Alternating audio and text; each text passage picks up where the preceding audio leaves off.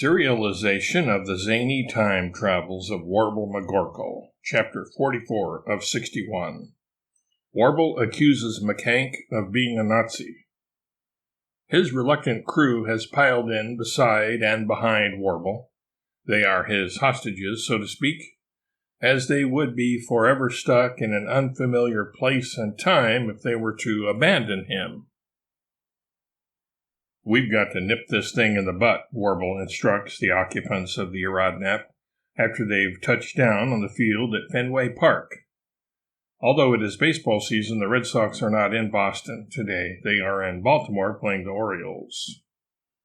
McHank and his rabble are about to form a violent sect whose aim is to undermine everything worth mining and overthrow everything worthy of being thrown, including, but not limited to, bachelorette parties. "I thought they just wanted to give food away," Mary posits, ignoring, for the moment, the lion's share of Warble's accusations. "That's just one part of their intricate plot to violently overthrow the world," Warble explains. "First, they want to take over the nuclear plant here and hoard the yellow cake for their own devious uses. McHank is obviously a Nazi, and we've got to stop him." "A Nazi? Named McHenry?" Jacques questions. "Sure, McHank was born in Germany, so he obviously has to be a Nazi. I'm convinced, and so you should be too then, that his birth name was Klaus Mannheim or something like that. Keith McHenry is simply a nebulous nom de guerre, and you can tell how violent he is by his beard." "His beard talks to you?" Mary asks, wondering if Warble has finally gone all the way around the bend and over the deep end. "No doubt it," Warble replies. "Each whisker represents one person killed, or at least horribly maimed, with the intent to kill, or horribly maimed. The beard and its lushness is a super-secret sign used by STO. Soundtrack note, play The Jam from Ain't No Bow to Doubt It by Graham Central Station, although only 1 in a million people will get it.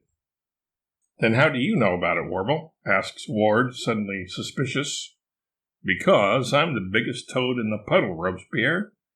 And I'm that big croaking toad because I'm so smart," Warble witheringly replies, "unlike some people I know," he adds, staring first at Ward and then looking around at all the rest of his traveling companions one by one, not even leaving out Taterskin. Soundtrack note, I've Got a Name by Jim Croce. Ward caves. He knows Warble is wrong, but he just can't bear arguing with him any longer. He'll go insane again if he does. So he gives in and decides to go along with Warble, regardless of how wrong and wrong-headed his boss and his plans are. "All right then, Warble, you win. What do we have to do to neutralize this fella?" he asks. "Now you're talking, Robespierre," Warble smiles. "Maybe you're not quite as dumb as you look. We introduce a law to the Massachusetts legislature that, in order to give away free food, you must first purchase a license to do so for the tidy sum of, say, $3.14 billion.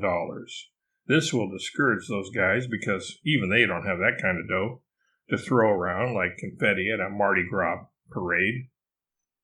Our nemesis and his crowd of ne'er-do-wells will retire from the field, eyes downcast, hearts bedarkened, and tails between their legs.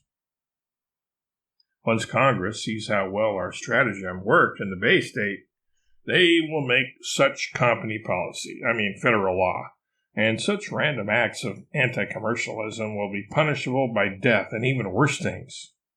"Worse things than death?" Mary asks. "Yes.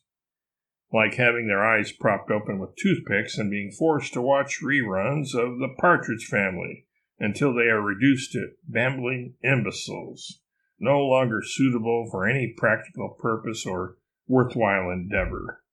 That'll teach 'em," Warble viciously vents.